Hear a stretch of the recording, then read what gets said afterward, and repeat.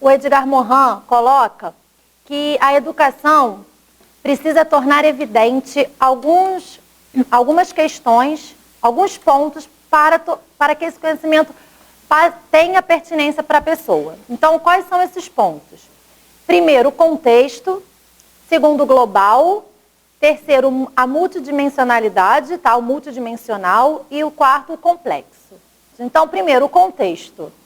A própria palavra já deixa um pouco claro, tá? O conhecimento, ele tem que estar inserido no contexto ao qual ele faz parte.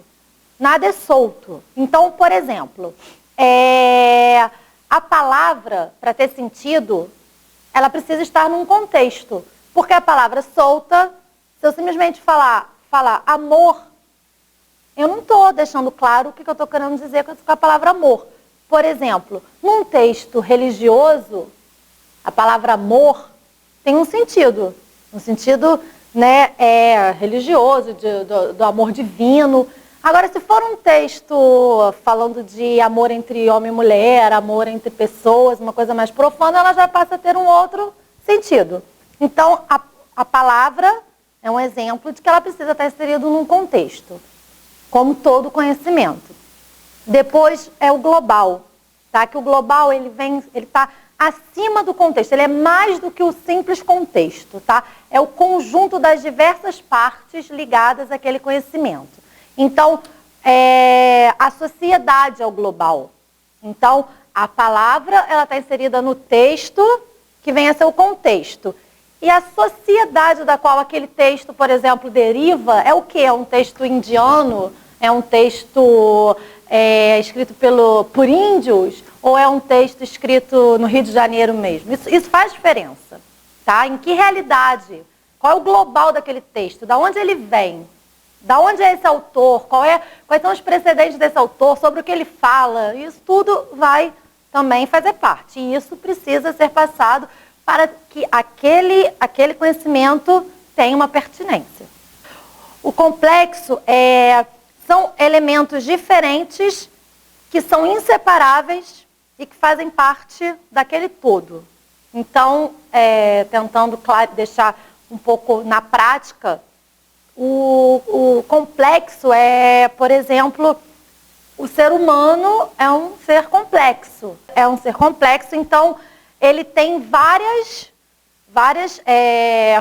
formas que o compõem. Então ele por ser multidimensional, ele é físico, psíquico, biológico. Então existe uma unidade na multiplicidade. Então o ser humano ele está composto naquela sociedade e toda essa estrutura é complexa. E o multidimensional são as unidades complexas. Por exemplo, o ser humano ele é multidimensional, ele tem multidimensões. Ele é físico, psíquico, biológico, social, como a sociedade. A sociedade ela comporta dimensões históricas, econômicas, sociológicas, religiosas. Então ela não é uma estrutura simples, ela não tem só uma dimensão. A sociedade comporta várias dimensões, tá? Então, o que tudo isso interessa quando vamos transmitir um conhecimento? Esse conhecimento ele tem que carregar nele, ele tem que estar carregado dessas dimensões, dessas 4 dimensões. Ele não pode estar simplesmente solto, tá? Ele não pode ser uma parte, ele tem que trazer nele o todo. Até ele cita Pascal que não há todo sem partes e não há partes sem o todo. E a educação do século XXI precisa combater essas contradições. Quais são essas contradições? Os sistemas de ensino, né, que se apresentam atualmente, eles criam e alimentam disjunções. Por exemplo, né, entre as ciências e o humano, né, e as humanidades. Então, a disciplina, no caso, que abordam as ciências, esquecem, deixam de lado o humano, né, a disciplina de humanas. Existe uma contradição, uma disjunção entre essas disciplinas. Como, por exemplo, quando a gente aprende as espécies. a evolução das espécies. A gente, se aprender isso em biologia, a gente vai aprender a evolução das espécies somente no caráter biológico. O que mudou? Era quadrúpede, depois foi até chegar ao ereto. Mas e o caráter histórico disso tudo? Como isso se deu? Como situar aquilo no que estava acontecendo no planeta, no mundo, junto com aquela evolução biológica? Então, isso se perde, porque gera uma especialização. E aí, por último, os problemas essenciais, que é exatamente a disjunção e especialização fechada, né, que é uma hiperespecialização que impede a percepção do global e do essencial. Então, o global, ele parcela as informações, né, e o essencial dissolve essas informações. Um exemplo, mais ou menos, que aborda essa questão a gente pode pensar na economia. Quando a gente fala em economia, a gente muitas vezes fica preso ao caráter matemático, financeiro, dos números, né?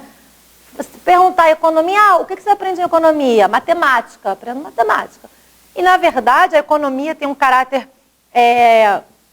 histórico muito forte. É importante você saber a história do povo. Ela envolve desejos de consumo, por que quando por que caiu a bolsa, as consequências que isso vai gerar, e não só uma questão de percentual, de 10%, 20%. Então, a economia tem um caráter também humano, muitas vezes, que fica de lado, foca-se só no matemático, tá? Isso é uma disjunção, uma especialização. E o segundo é a redução e disjunção, que é em cima do princípio da redução, que limita o conhecimento do todo a pequenas partes, as suas partes só, e leva isso, naturalmente, restringe o que é complexo a simples. Então, o que traz em si uma complexidade, acaba que é passado de forma simples, de forma isolada, tá? E isso acaba gerando um quebra-cabeça sem entendimento para quem, por exemplo, o estudante que está na escola, as coisas parecem que não se juntam, as informações não se juntam, e isso afeta na pertinência daquele conhecimento, porque são coisas soltas, coisas separadas, tá? E aí acaba que gera uma inteligência cega. O terceiro é a falsa racionalidade, que na verdade, ele aborda como uma racionalização abstrata, tá? Que vem em forma do pensamento tecnocrático, que nos torna incapazes de compreender o que é humano e o vivo, tá? E isso, a gente vem acompanhando os avanços tecnológicos, científicos, né, e técnicos, se confrontando com uma cegueira dos problemas globais, fundamentais e complexos, que acaba diminuindo, no caso, atinge, né, a solidariedade, por exemplo. A gente acaba não tendo a noção perdendo um pouco, né, o valor com os nossos concidadãos que estão espalhados pelo mundo todo, né, e a gente acaba ficando só no menor, no simples, que é a nossa vidinha, o nosso mundinho aqui, e acaba perdendo um pouco tudo que tem por aí, quão é complexo o mundo em que a gente vive, tá? Que é uma falsa racionalidade, é uma coisa que está, no caso, partido. Tá? E, além disso, também, outra questão que o Mohan coloca é sobre a responsabilidade. Quando o conhecimento está especializado, diminui, inclusive, a nossa responsabilidade sobre alguns pontos. Então, um exemplo disso que eu pensei é o médico. A medicina se tornou tão fragmentada, é tudo tão dividido, que o médico que é ortopedista, ele acaba olhando só para a sua coluna, para o que você torceu, quebrou, e esquece que o ser humano não é feito simplesmente de um osso. Concluindo, nada deve ser passado de forma isolada, de forma solta, tá? Para que faça um real sentido